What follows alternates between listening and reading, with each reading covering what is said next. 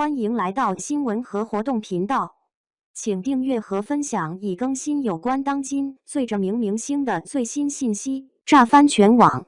龚俊800万片酬，身价过亿，却拎走剧组10元剩饭回家炒蛋。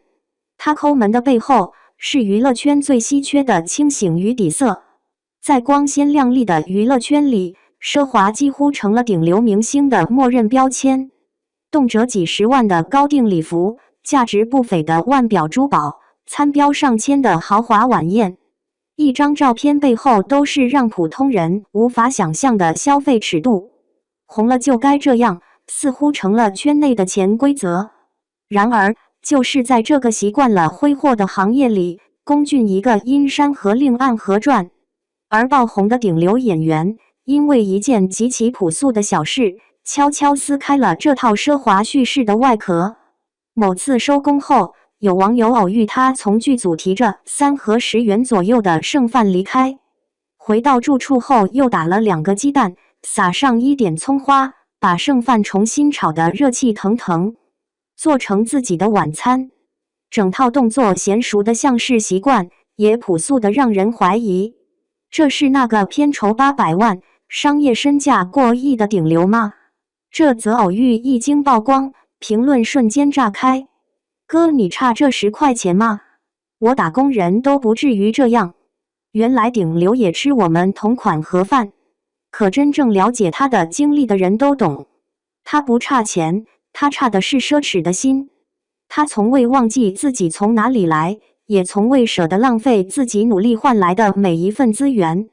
1992年，龚俊出生于四川成都一个再普通不过的家庭，父母没有稳定工作，长期在街头摆摊贩卖鞋子、烟酒，有时候还要在狭窄的出租屋里为小店加工皮鞋。那间屋子里常年混杂着胶水、皮革、汗水和生活的辛苦味道。那时的日子虽然清贫，却充满了实实在在的烟火气。可命运从不怜惜普通人。龚俊上初中时，父亲突发重病，需要长时间外地治疗。原本就不富裕的家庭瞬间失去了顶梁柱，生活的压力全部落到了母亲身上。母亲没有崩溃，也没有抱怨，只是咬牙撑起生活。她盘下一间小卖部，每天从清晨忙到深夜，站在柜台前接待顾客，1毛钱的差价都会反复核对。晚上关店之后，他还要给龚俊检查作业、理货、备货，经常忙到后半夜才睡。第二天清晨，他又早早起床，重复一样的生活。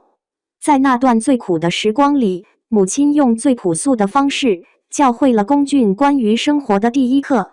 旧衣服拆了补，补了改，再加个花边就成了新衣服。菜市场打样时的折扣蔬菜，母亲也能搭配出3餐不重样的饭菜。买东西时永远要货比3家。他常说，不是小气，是能省1分是1分。他摸着儿子的头说，俊儿，钱是用来过日子的，你要会过日子，才能不被日子过。这一句话，他记了一辈子。虽生于普通家庭，龚俊却从小自律、懂事。高中时，他凭努力考上东华大学表演系，算是踏进了演员梦的门槛。可那段大学生活对他来说并不轻松，他无法像同学那样无忧无虑的社交，体验青春，而是把大量时间投入到各种兼职中。为了给家里减轻压力，他几乎把所有课余时间都拿来赚钱。烈日下发传单被晒得皮肤脱皮，为了家教坐2小时公交，错过末班车就步行回校，做平面模特对着镜头机械地微笑到脸僵。每一份兼职都辛苦又微薄，可他从未抱怨，因为他知道，多赚1块就是给父母减少1分负担。后来回忆那段时期时，他说，心里只有一个念头，就是要撑住。这句看似轻描淡写的话背后，是一个年轻人压在心底的重量。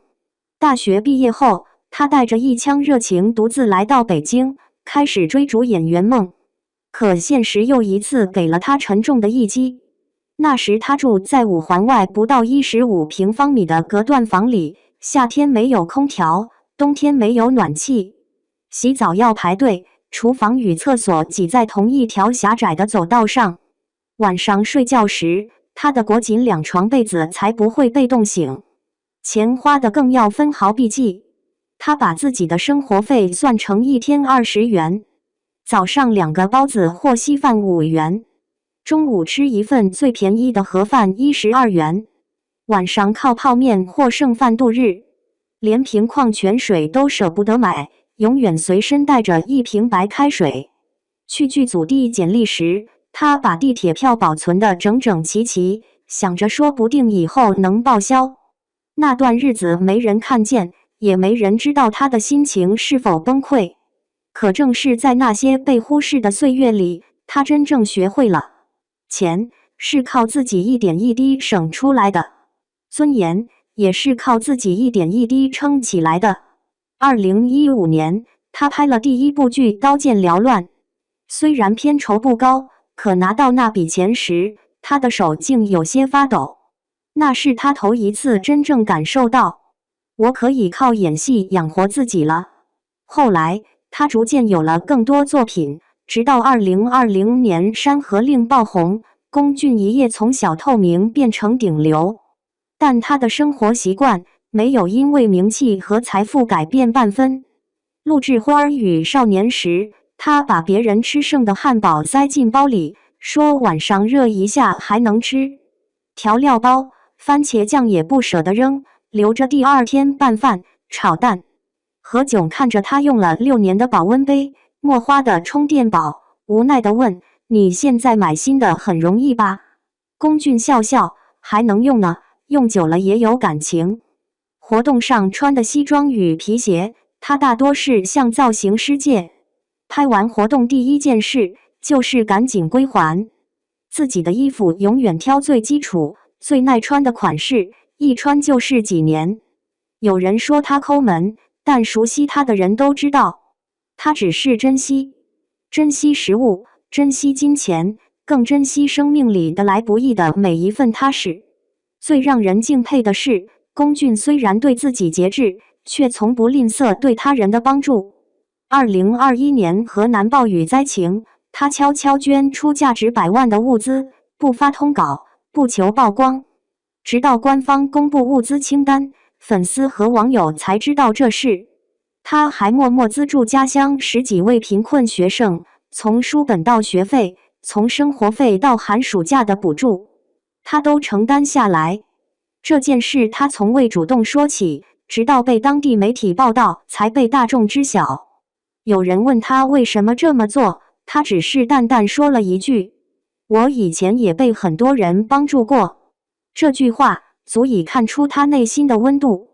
如今的娱乐圈，太多人红了就迷失，把奢侈当成底气，把浪费当成格调，牌面、豪华、大手笔成了衡量成功的标准。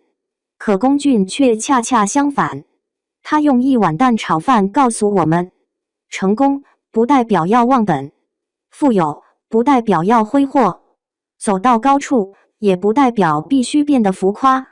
他记得母亲在小卖部灯光下认真算账的模样，记得北漂时啃着冰凉包子奔走的日子，记得那些曾经给过他帮助、支持和温暖的人。所以，当他站在聚光灯下时，他依旧保持着普通人身上的那份质朴与真实。这比任何流量、任何奢侈品都来得珍贵。一个身价过亿的人，却能认真对待1盒10元的盒饭；一个被万千粉丝追捧的人，却保持着对生活最本真的尊重；一个走到顶流位置的人，却始终没忘记自己是谁，从何而来。这就是龚俊能打动无数人的原因。他活成了很多人想成为却很难做到的样子。有钱但不骄纵，成功却不忘本，走得再远也不丢掉自己的根。这才是娱乐圈最珍贵的稀缺品。